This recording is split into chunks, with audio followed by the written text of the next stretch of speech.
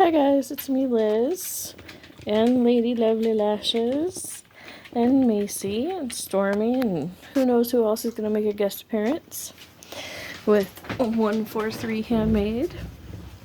Now, today's quilting video is going to be a little bit different. I'm not going to actually work on a square, but I am going to work on crumb quilt pieces. Because I'm needing some larger pieces. I have a lot of really tiny stuff that only really works for that first round, and my pieces are getting smaller and smaller, so I'm going to put some together to create some strips. So these have all been, I did these the other day. Some of these I did right after I was done with the blanket that these came from. I just took all of the scrap and created these pieces out of it.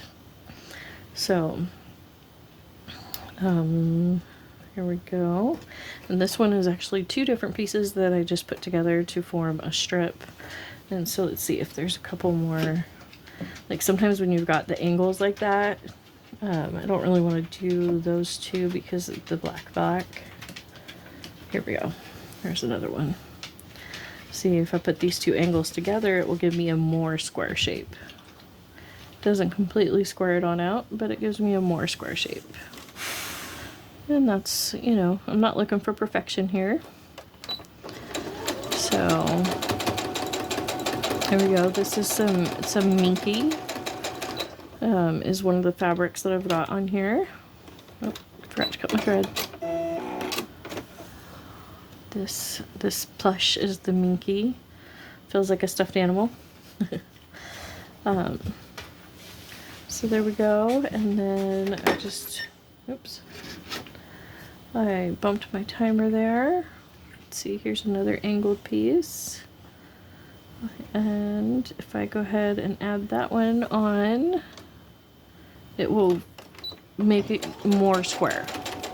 So I'm not looking for exact squareness per se, but I am looking for, you know, squares and rectangles. Oops. More than the odd shapes. So in order to square this, to make this a little more square, I need to fill in this area here. So go ahead and add that piece.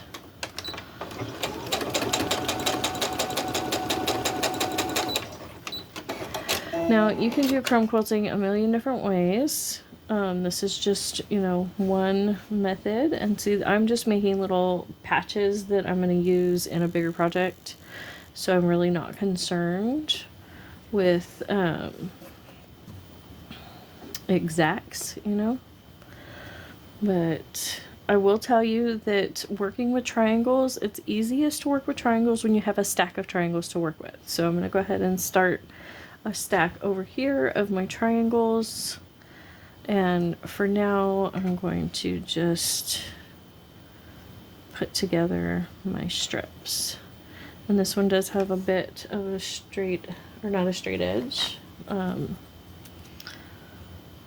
know, an angly end. So I'm going to go ahead and just straighten that piece up, throw that in my junk journal space, that little piece, because some of this is ending up, you know, small enough that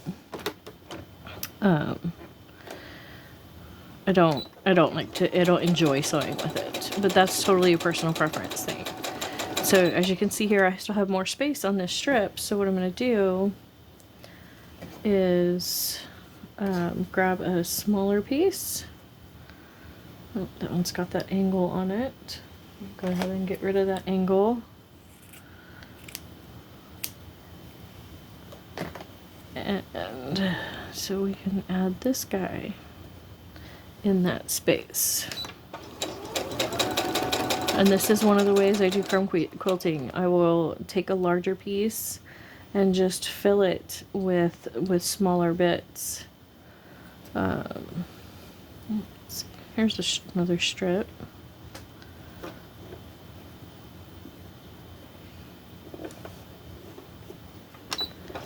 Go ahead and just line that up.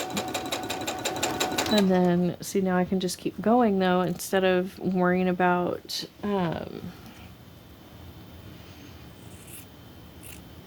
trimming that off, I can just, instead of laying it on top, I can tuck it under. And as long as I have strips available, that's just kind of how I work back and forth like that.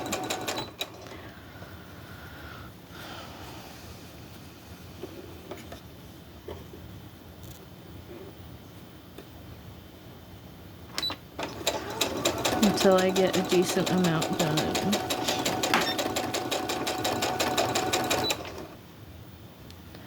So I've just started my 15-minute timer, so we'll see how much I get done in 15 minutes. If you want to stick around, that would be great. If you want to just jump to the end and see the wrap up, that's cool too. Let's see, do I have another strippy piece? Yeah, here's another strip. Well, let's see. I'm just going to go ahead and tack on this piece that's big enough to be cut. And then I'm going to take this strip off to show how I deal with that. So then I just come back in through here and snip in between each different kind of fabric. Don't worry about getting it super straight. You know, I want it straight enough, but I don't go get my rotary cutter or anything like that and using a ruler or anything. And because I like all the odd angles, I like how that looks. So there we go. And see, now we've got all these 2 patches, and you know, some of these 2 patches we could then just turn on their side and sew together if we wanted to, but I kind of want to add some variance. Oh, I missed that one. Trim that one. So where now it's kind of a long skinny strip itself. See that? So that's one way on a strip, you know, and you get these pieces, and then you just continue to add and add and add. Let's see. Here's I have some of my triangles. And so if you put your triangles together, if they're roughly the same size, then you'll end up with roughly a square. You know, like half square triangles.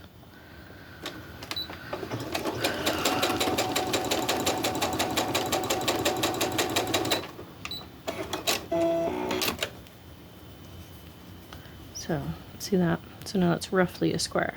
And if I had my stack of triangles, but that was, I really only had the 2, didn't I? I have a stack in here somewhere. I know I do. But okay, I can't find them, so I guess I'm gonna go back to here. I've got some of these big squares. As far as crumb quilting goes, these are big squares. And these, just by putting these 2 of these together, even if I just put the 2 together and nothing else, that will still give me a good strip, good length strip for adding into the crazy quilt. See, instead of it just being the 1 square, that's now several inches long. So I think I'm gonna go ahead and just do a couple of those.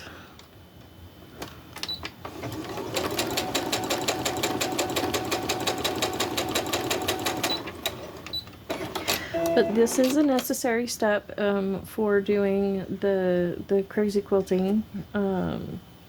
Sometimes you have to take a second and attach things together. So like I have these octagons.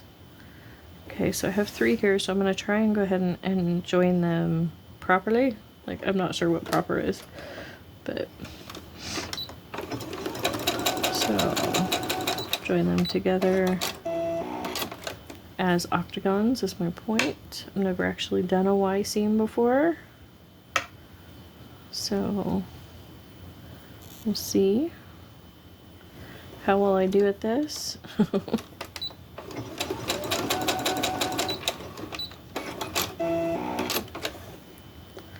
See, I don't know if I was supposed to completely cut that thread or not, but that's what made sense to my brain. Just to go ahead and cut that and get this lined up. Is that right? Nope, that's not right. That's not right. So I'm gonna go ahead and just set that aside and pick it apart. More triangles. So let's see.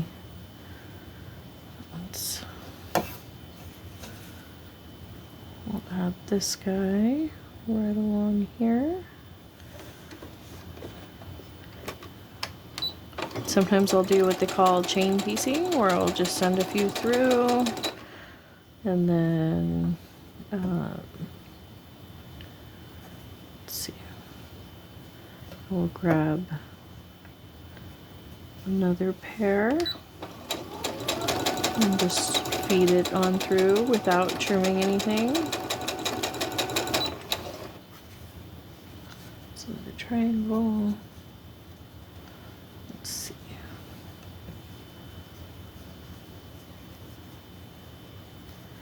If we sew it on this way, this will be a big enough piece to go ahead and cut off and have it be worth it. And you'll learn, you know, as you play with crumb quilting, you'll learn what works for you, what makes sense to your brain, you know, that sort of thing. So I'm going to go ahead and trim those off. And then you just cut the threads, not the fabric, just the threads in between. And that's the difference between chain piecing and then doing it on the strip. And so this piece needs to be cut just a little bit to make that, you know, a strip. That's gonna go in my junk journal stuff. And no, I still don't use an iron. I know that horrifies some people, but I don't use my iron very much. I really don't. Whether I should, you know, I know that my mother-in-law, she does a lot of, or she used to do, when she was working. She's retired now, sort of semi-retired. She's a caregiver for somebody now, but she used to work at a as a furniture upholsterer, and she could do the upholstery on boats and stuff. And so she does all the precision stuff, and she's always telling me that, you know, giving me tips and tricks and stuff for precision work. But it's just not my thing. I prefer to be messy. It just flows better for me. It's more fun. Let's see. Let's go ahead. Yeah. Turn that around and put it on the square corner. Yep. And then I will just trim off that extra bit. And that'll go into my junk journal stuff. Which may end up being sewn as well, but it'll be sewn to paper. It'll, you know, it'll just be used in a different way. So there you go. You can see how that creates, you know, you can get quite a bit of variance rather quickly. Let's see. That's a good length for this guy. Let's put it on this side so that way the big white spaces are at the same spot. This was something I got from Rhonda over at, she's Junk Journal Diva. She very awesomely, I paid just for the shipping, and she sent me a bunch of her scraps. So that's where that piece came from. So I think that looks cool. And so let's see, and so you can take these weird pieces and just slap a square piece on top and sew down your square edge, and without taking the time to trim it all up. See that? And now you've got this wider piece of fabric to work with. And I can do the same thing since I have another square. And see, and I'm lining up the squares over here. I'm not worrying about the edge of this, the pansy fabric. I'm lining up the squares. So that way it'll be a straight strip of fabric when I'm all done.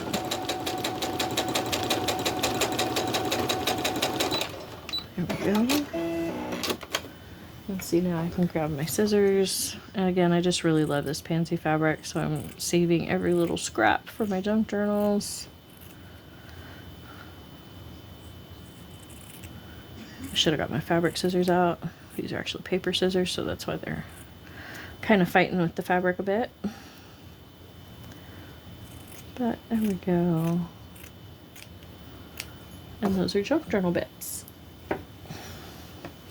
But you can see how now I took those scraps and now I have this long piece of fabric that'll be much more, you know, usable on the junk journal.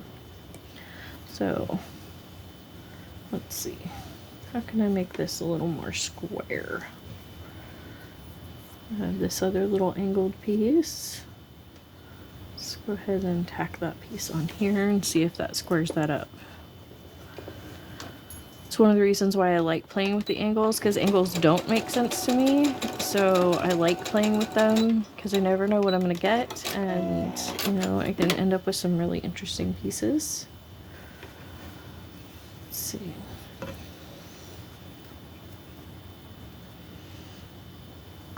I don't want to use that because there's already a bunch of that in there. So let's see.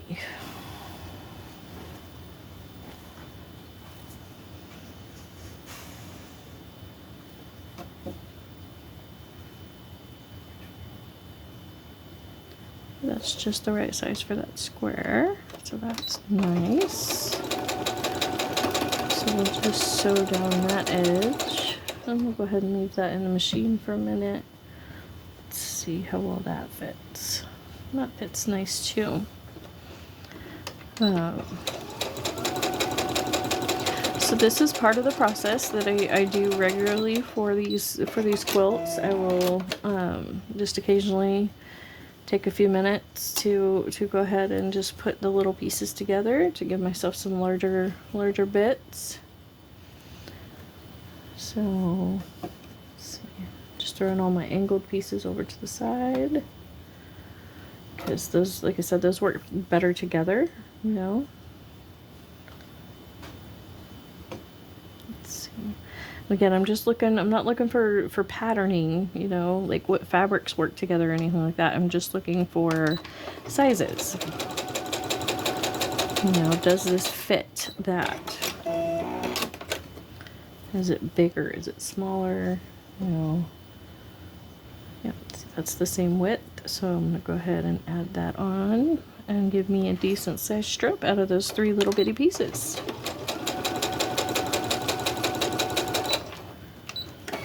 There we go.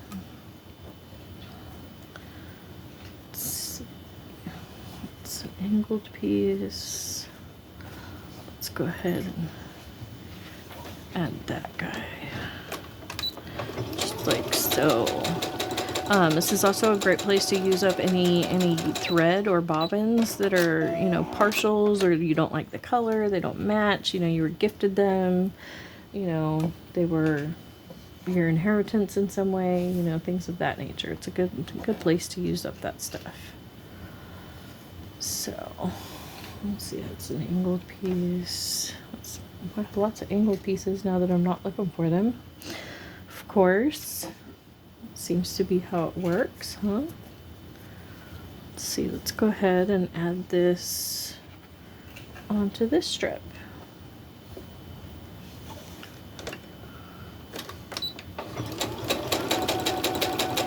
You know, and again, I hardly ever use the iron. That's what I was saying a while ago about my mother-in-law. She's all the time telling me about how I need to embrace my iron when it comes to sewing whenever we talk about it. Ironing and pinning.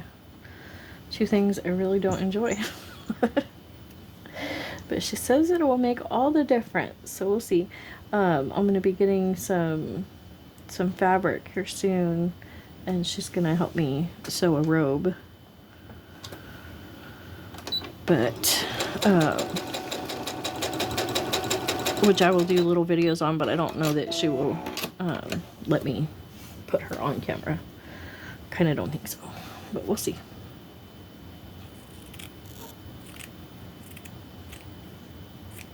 Here we go.